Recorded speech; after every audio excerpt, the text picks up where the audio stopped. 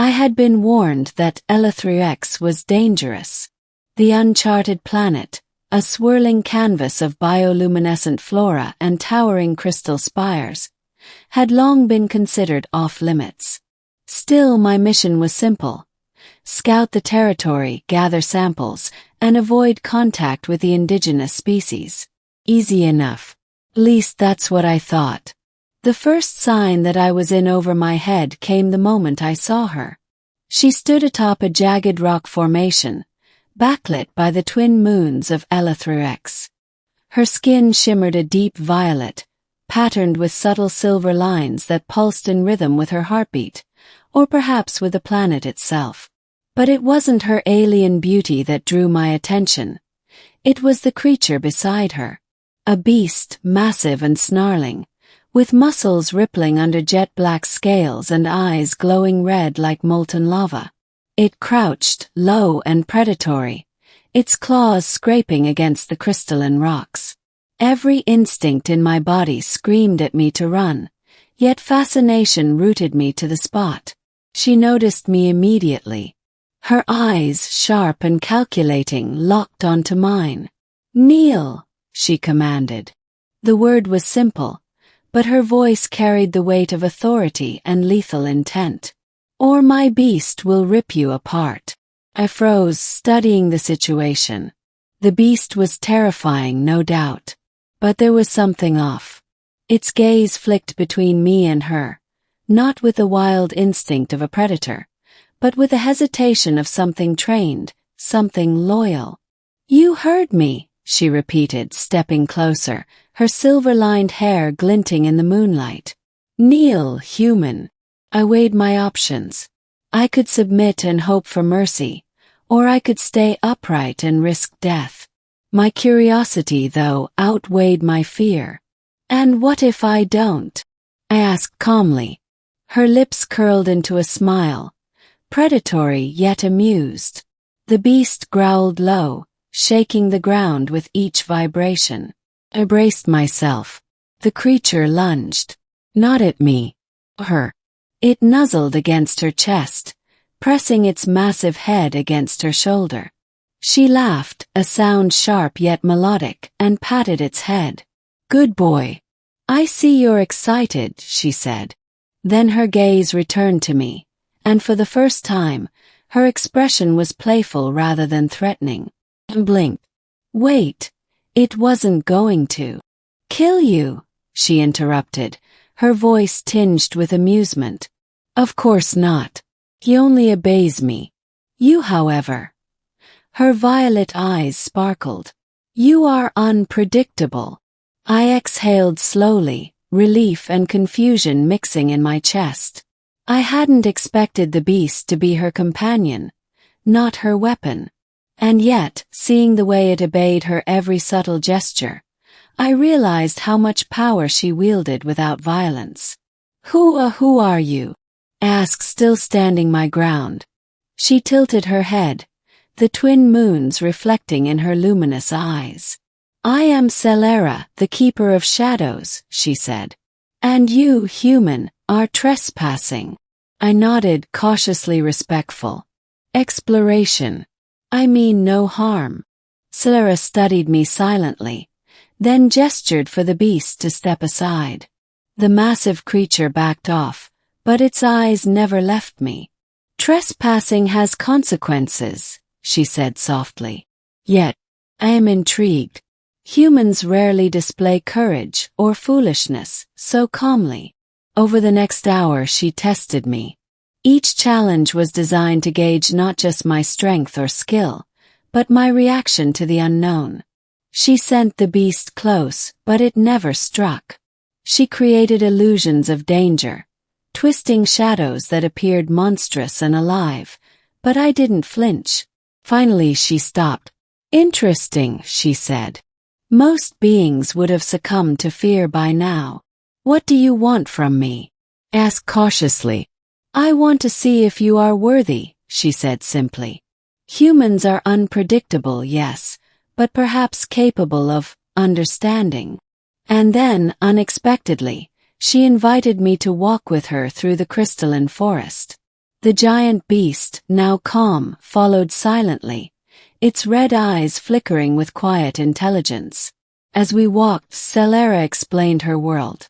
The beast, she revealed, was not a mere animal, but a sentient guardian, bound to her through a lifelong pact. It responded not to threats, but to loyalty, trust, and command.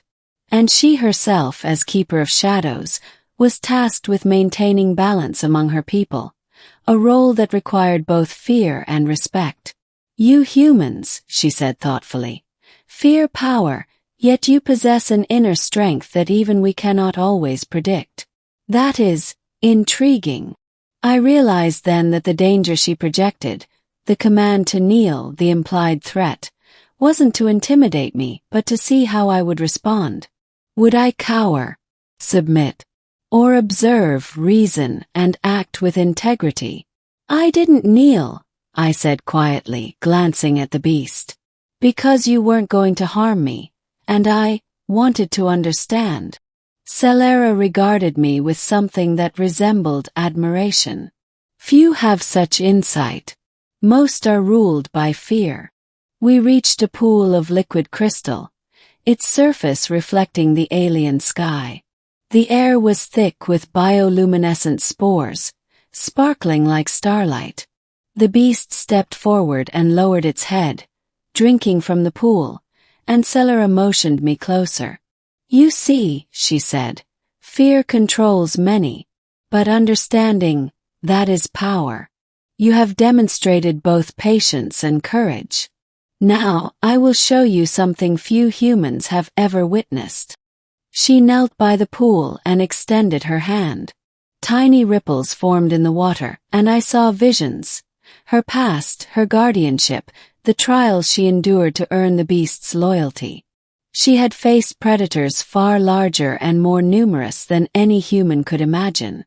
And yet she had survived. Not by force alone, but through intellect, foresight, and a deep connection with life itself. The beast obeys me, she said, her voice soft now, almost reverent. Not because of my strength, but because I earned his trust. That is something you may understand.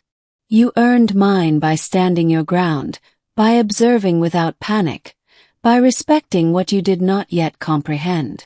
I nodded, humbled. I didn't know what to expect, I admitted. But I see now. Strength doesn't always roar. Selara smiled faintly. Correct. Often it whispers. Over the next few days, I traveled with Selara and her beast. The initial tension transformed into a cautious partnership.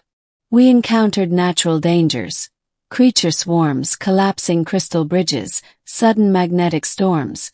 But together we survived, her beast protecting us both without unnecessary aggression. I began to understand her culture, her role, and the subtle rules that governed her society. Authority was rarely enforced through direct violence.